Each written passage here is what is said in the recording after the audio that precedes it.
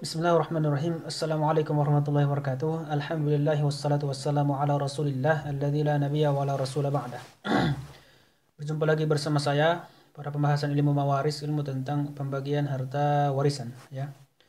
Di video sebelumnya ya, kita sudah membahas terakhir itu tentang bagiannya saudari seayah ya, di mana saudari seayah ini merupakan salah satu ahli waris yang memiliki bagian tertentu ataupun nasibun muqaddar ya, bagian tertentu disebutkan dalam Al-Qur'an ya, disebutkan dalam Al-Qur'an. Nah, eh, para ahli waris yang kita jelaskan di video-video sebelumnya ya, termasuk dari mulai pihak laki-laki kita sebutkan ada 4 orang, kemudian dari pihak perempuan ada 8 orang. Nah, itu yang kita sebutkan itu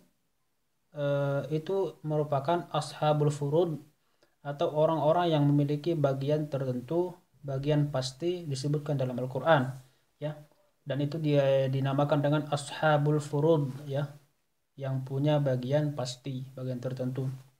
Nah, dan di video terakhir itu kita sudah membahas bagian ashabul furud ya. Yang terakhir itu dari pihak perempuan itu ya, yaitu saudari seayah. Nah, itulah terakhir ya, ahli waris yang memiliki bagian pasti dan kita sudah jelaskan itu. Nah, kemudian di video yang akan datang ini ya, termasuk video kali ini, kita akan mulai masuk membahas pembahasan yang kedua yang tidak kalah penting ya untuk dipahami dan diketahui ya, yaitu tentang ahlut ta'sib, yaitu tentang asabah ya, tentang asabah. Ada dalam ilmu mawaris diistilahkan dengan ahlut ta'sib, yaitu orang-orang apa namanya, kebalikan dari ashabul furud.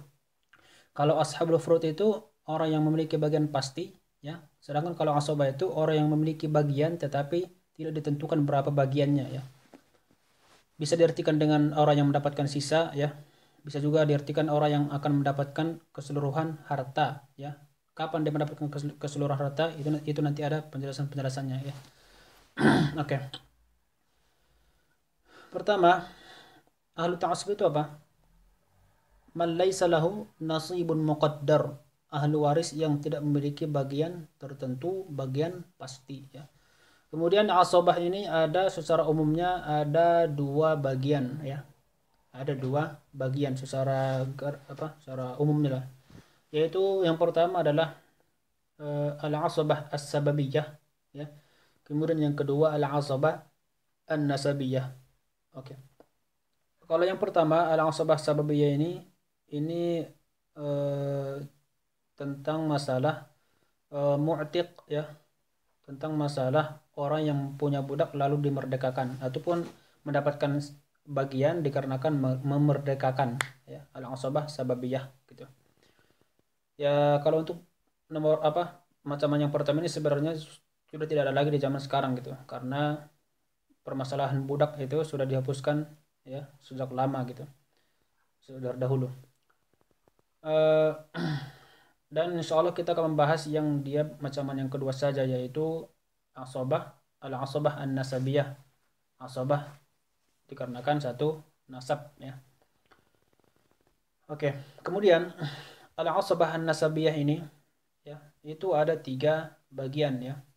Yang pertama adalah al-asabah bin nafsi, kemudian yang kedua al-asabah bil ghair, kemudian yang ketiga itu al-asabah ma'al ghair gitu.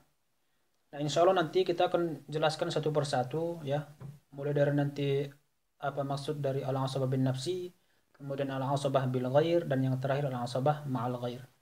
Sebelumnya ya, supaya besok langsung kita masuk pada macam yang pertama yaitu al-asabah bin nafsi, perlu kita ketahui bahwa pada masalah asabah ini ya, ada beberapa ketentuan-ketentuan ya. Ada beberapa ketentuan pada masalah asabah ini.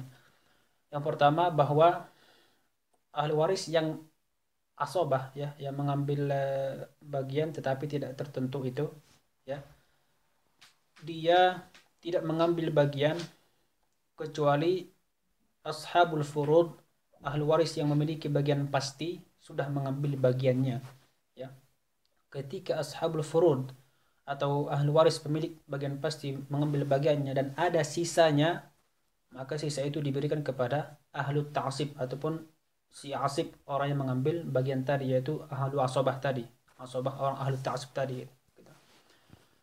Saya ulangi bahwa yang pertama, ahlu ta'asib ataupun para pengambil asobah ini tidak mengambil bagian, ya, kecuali ashabul furud, ya, ahli waris pemilik pasti mengambil bagian mereka masing-masing. Ketika ada sisa, maka diberikan kepada si ahlu ta'asib ini.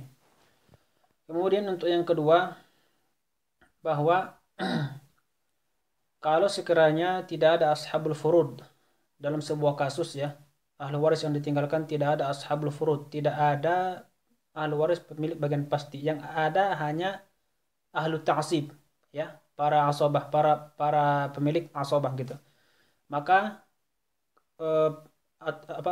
ketentuannya adalah bahwa harta semua itu akan diberikan kepada dia, ya, yaitu ahlu ta'asib tadi.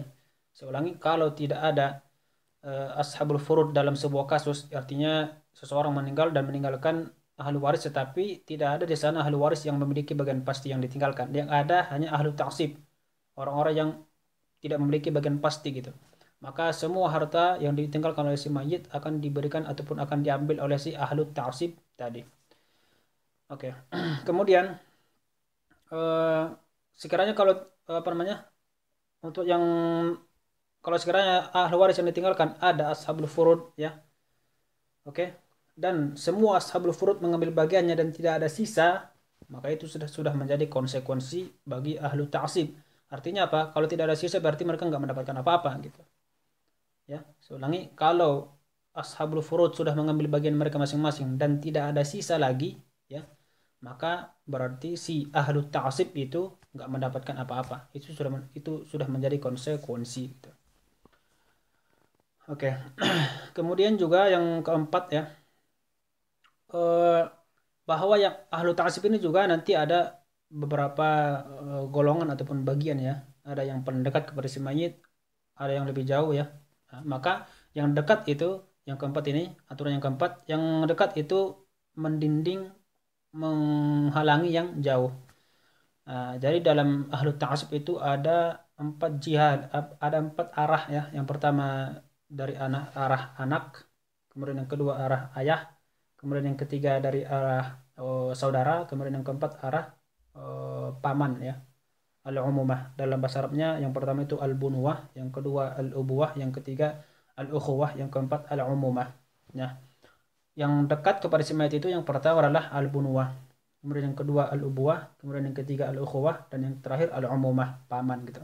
Nah, ketika ada ketika ada dalam sebuah kasus misalnya bunuwah anak dengan ukhuwah dengan saudara, maka yang mengambil asobah itu ataupun sisa itu yang menjadi ahlu ta'asib adalah si anak tadi, soalnya dia lebih dekat kepada si mayit. Atau misalnya ada ubuwah ayah, ya. Nah, dalam sebuah kasus juga ada ukhuwah, maka yang menjadi ahlu ta'asib adalah si ayah itu, si ubuah tadi, dari pihak ayah. Adapun kalau untuk saudara itu dilindungi oleh si ayah ini gitu. Dan seterusnya sampai nanti ke al-umumah, paman-paman gitu. Nah, inilah dia untuk pembahasan definisi ataupun mukaddimah dari pengertian ahlu ta'asib ataupun orang-orang yang ahli waris yang memiliki bagian tetapi bukan bagian pasti, ya, bukan bagian tertentu sebagaimana ashabul furud. Oke. Nah, insyaallah di video selanjutnya insyaallah kita akan membahas pengertian tentang yang pertama itu al-asabah bi an-nafsi, al-asabah bin nafsi, insyaallah di video yang akan datang. Oke. Kalau yang kurang jelas, ya, bisa nanti ditanyakan. Wabillahi taufiq wal hidayah. Wassalamualaikum warahmatullahi wabarakatuh.